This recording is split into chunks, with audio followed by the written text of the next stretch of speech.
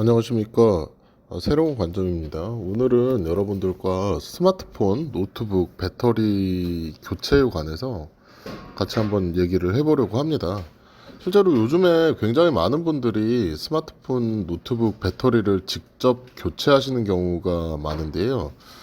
근데 이게 배터리를 교체를 해 놓고도 충전이 좀 잘 안 된다, 이런 분들도 상당히 많으시잖아요. 그래서 제가 이것을 고쳐보고 판매도 해보면서 느낀 점들을 여러분들과 좀 공유를 해보려고 합니다. 이런 노트북 배터리들이나 이런 스마트폰 배터리들은 시중에서도 굉장히 많이 판매를 하고 있고요. 애프터마켓에서는 쉽게 구할 수가 있는 것이죠.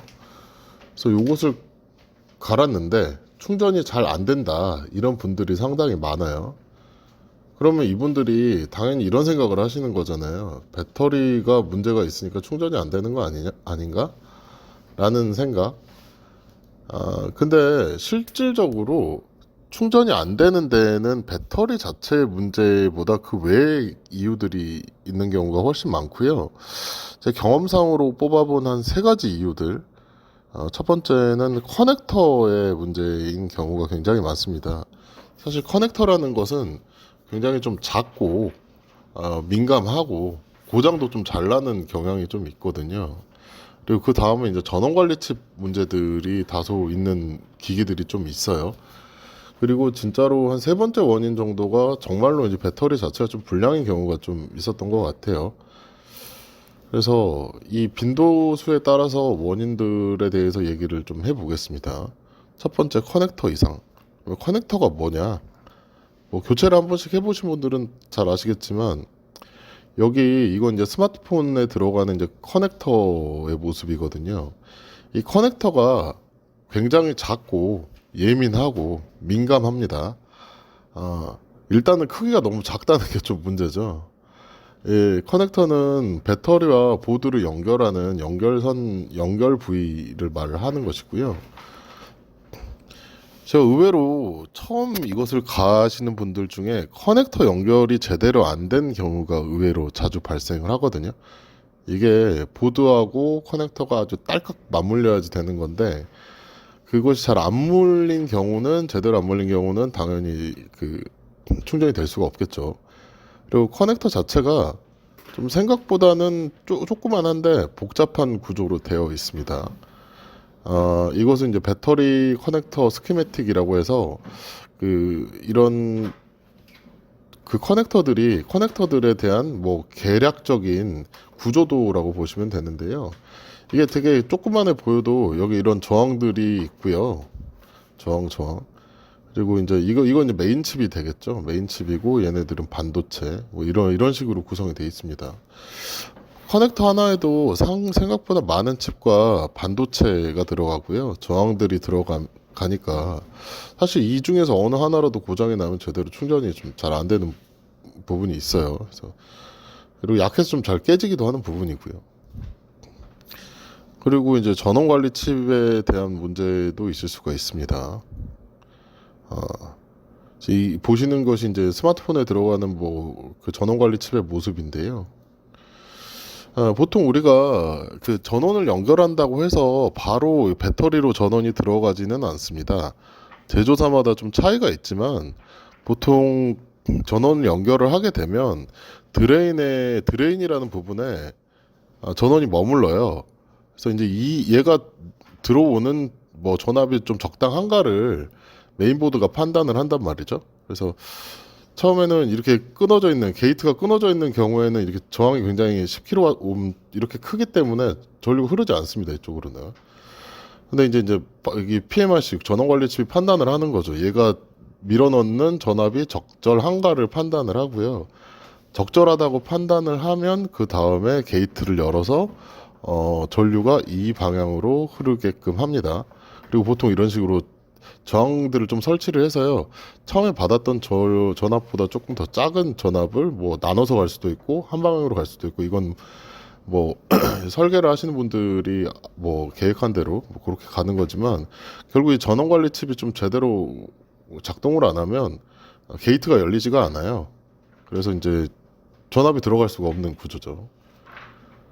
그래서 기본적으로 그 스마트폰을 기준으로 말씀드리면 게이트를 통과한 전류가 메인보드로 흘러가고 그리고 이제 또 명령에 따라서 커넥터를 통해서 배터리에 충전이 되는 것이겠죠. 자, 마지막으로 이제 세 번째 빈도로 많았다고 말씀드린 배터리 분량인데요. 배터리 분량은 생각보다 알 수 있는 방법이 정말 좀 간단합니다. 이제 멀티미터로 계측을 하시면 됩니다. 그럼 멀티미터가 뭐냐? 한 번쯤 살면서 한 번쯤 보셨을 거예요. 이렇게 요즘엔 디지털 형식으로 나온 멀티미터들이 있고 가격도 그렇게 비싸지가 않습니다. 크게 브랜드를 따지실 필요는 없고요. 간단하게 한 1, 2만 원짜리를 사셔도 충분히 기능을 하니까요. 이런 것들은 본인이 어떤 배터리를 교체한다고 했을 때는 반드시 필요한 제품이에요. 그래서 이게 선택의 문제가 아니라 필수적인 부품이라고 생각하시면 됩니다. 보통 이제 요즘 스마트폰들은 커넥터가 굉장히 좀 작기 때문에 멀티미터로 플러스 마이너스 극을 좀 찍기가 좀 쉽지는 않은데, 과거에는 이제 배터리 모양이 이런 식으로 생겼잖아요. 그래서 플러스 마이너스 극에다 찍으면 여기는 이제 전격 전압이 3.7V로 나왔으니까 3.7V 정도가 꾸준히 이렇게 나오고 있다고 하면 배터리 이상이 아닐 확률이 굉장히 높죠. 그래서 어쨌든 이렇게 스마트폰을 그 배터리를 처음 구매하시면 이걸 설치하시기 전에 멀티미터로 정상 전압이 나오는지를 한번 체크를 하셔야 돼요. 체크를 하시고 난 다음에 정상이 아니면 설치를 하시면 안 되고요. 정상 범주에 들어갔다고 했을 때는 그때는 이제 설치를 한다, 이렇게 이해하시면 됩니다. 기준점은 배터리에 기재된 전압의 대충 플러스 마이너스 10% 정도로 출력이 나온다고 하면 배터리는 정상이라고 보셔도 무방합니다. 그러니까 많은 분들이 특히 삼성전자 배터리를 쓰시는 분들이 교체하신 분들이 이 멤버스 어플을 좀 쓰시는 경우가 많은데, 제가 경험상 써보면 이 어플은 정말 안 맞더라고요. 그래서 특히 다른 부분은 모르겠는데 배터리 성능에 있어서는 거의 꽝이라고 보시면 됩니다. 그리고 새 배터리는 보통 설치 후에 다른 리튬이온 배터리들과 마찬가지겠지만 완전 충전 방전을 한 3, 4일 정도 시키면 성능이 제대로 나오는 경우가 많이 있거든요. 그래서 초반에 조금 성능이 멀티미터로 전압을 체크는 무조건 하셔야 되는 거고, 했는데도 생각보다 배터리가 좀 빨리 좀 떨어진다 이런 느낌이 있으시면 한 3, 4일 정도 지켜보시고 그 다음에 대응을 하셔도 늦지 않다는 말씀 드리는 거예요. 그러니까 제가 드리고 싶은 말씀은 전작이 본인이 갖고 있는 스마트폰이든 노트북이든 충전이 제대로 이루어지지 않으면 당장 배터리를 살 것이 아니라 원인이 뭔지를 생각을 해야 되는 것이죠. 첫 번째, 아까 말씀드린 커넥터의 문제인지 메인보드의 문제인지 이런 여러 가지 문제들을 어떤 것이 문제인지를 인지를 하고 그 다음에 배터리를 교체할지를 결정을 하셔야 된다는 말씀 드리는 거예요.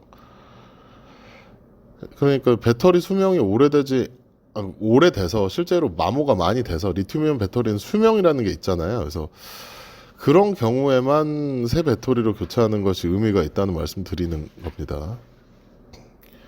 저 앞서 다시 한번 강조 드리는 것은 배터리를 굳이 이제 또 사셨다고 하면 일단 멀티미터로 확인하는 것이 기본이고요. 삼성 멤버스 같은 어플리케이션을 통해서는 배터리의 성능 상태를 알 수 없다는 말씀을 드리고 있습니다.